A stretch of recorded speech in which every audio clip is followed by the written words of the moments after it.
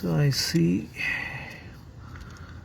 there is some piston material missing right here,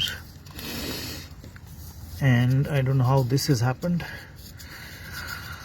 And the gap, this is almost flush, like there would be 1 millimeter from top, whereas this one is not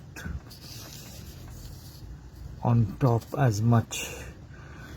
Seems to be a little more gap here between here and here compared to between here and here.